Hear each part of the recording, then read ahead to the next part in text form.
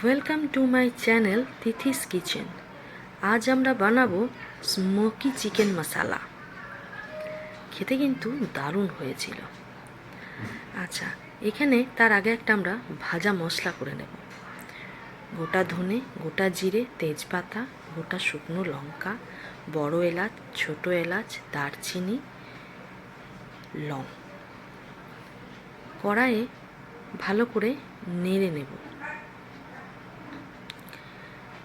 ভাজা ভাজা গন্ধ যখন হয়ে আসবে তখন গ্যাসটা বন্ধ করে এটাকে ঠান্ডা করতে দেব।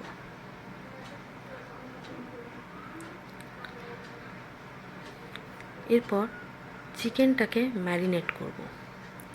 আদা রসুনের পেস্ট, একটু নুন, একটু টক দই ফেটিয়ে দিয়ে, শুকনো লঙ্কার গুঁড়ো, সামান্য একটু তেল, স্বাদ মতো নুন দিয়ে ম্যারিনেট করে রাখবো ঘন্টা খানেক কি আধ ঘন্টা।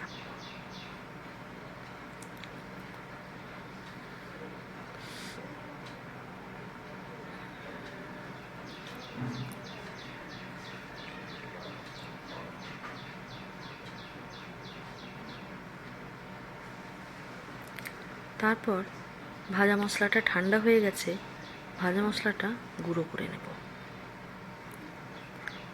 ঠান্ডা হলেই কিন্তু গুঁড়োটা করবেন, খুব বেশি মিহি করব না, একটু দরদরা রাখবো।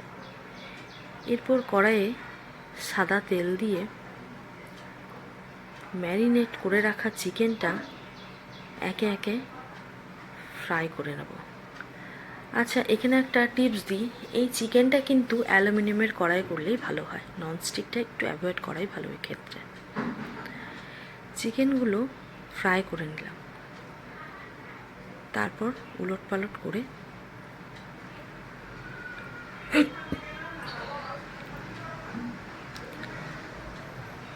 চিকেনগুলো একে একে উলট পালট করে তুলে নেব।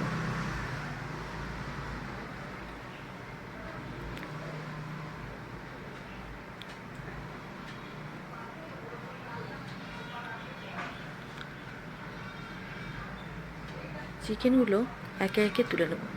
খুব লালচে করেও ভাজবো না, তাহলে চিমড় হয়ে যাবে, শক্ত হয়ে যায়। আচ্ছা, চিকেনগুলো তুলে নেওয়ার পর ওই কড়াই পোড়া জায়গাটা না ঘষে ওখানে দিয়ে দেবো পেঁয়াজ কুচি।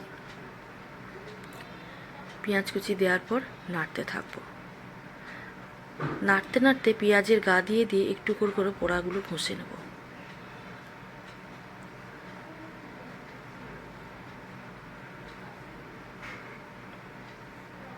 এই কারণেই বললাম ননস্টিক না হলেই ভালো, ননস্টিকের গায়ে এরকম পোড়া দাগ হবে না, আর ফ্লেভারটাও সেক্ষেত্রে আসবে না।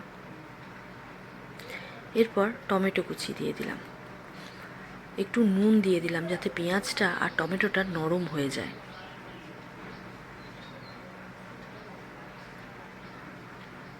এরপর ভালো করে নাড়াচাড়া করে ভেজে নেব।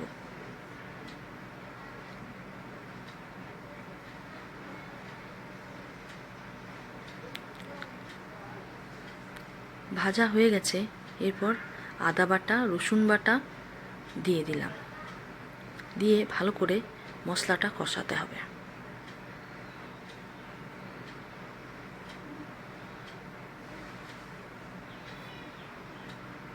এরপর জিরে গুঁড়ো, লঙ্কা গুঁড়ো, হলুদ গুঁড়ো, রেগুলারকার মশলা সব দিয়ে দিলাম। স্বাদ মতো চিনি, আমি কিন্তু তেলে চিনি দিইনি, তাই এক্ষেত্রে মশলাতেই চিনি দিলাম। স্বাদ মতো নুন।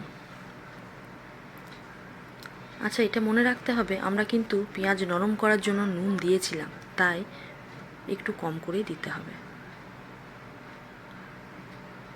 তোর মশলাটাকে তেল ছাড়া পর্যন্ত কষিয়ে নিতে হবে। মশলা যত কষাবো ততই কিন্তু টেস্টটা ভালো হবে।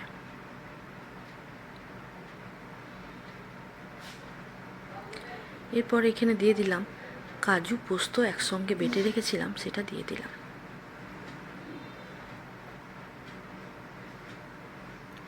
আবার ভালো করে নাড়াচাড়া করতে হবে যেন তলাতে না লেগে যায়, কারণ কাজু বাদাম একটু ধরে ধরে যায়। পর ভাজা চিকেনগুলো ওর মধ্যে দিয়ে দিলাম। ভাজা চিকেনগুলো দিয়ে আবার ভালো করে নেড়ে চেড়ে কষতে হবে।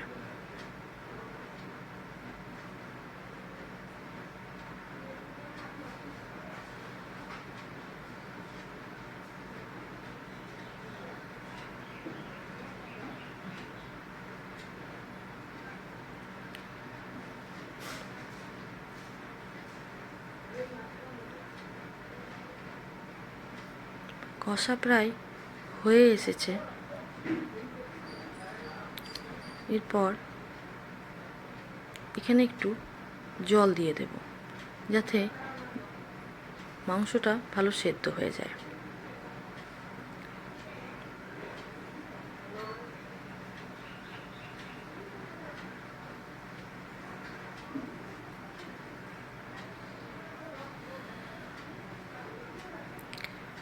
এরপর স্মোকি ফ্লেভার আনার জন্য একটা বাটিতে কয়লা গরম করে দিয়ে তার মধ্যে একটু ঘি দিয়ে দিলাম।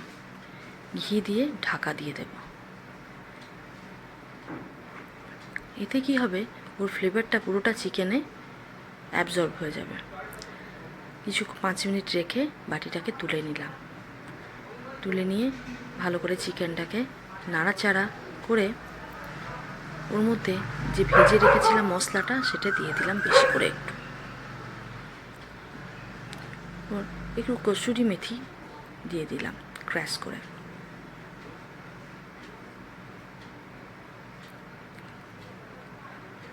এরপর আবার ভালো করে নাড়াচাড়া করে নিতে হবে।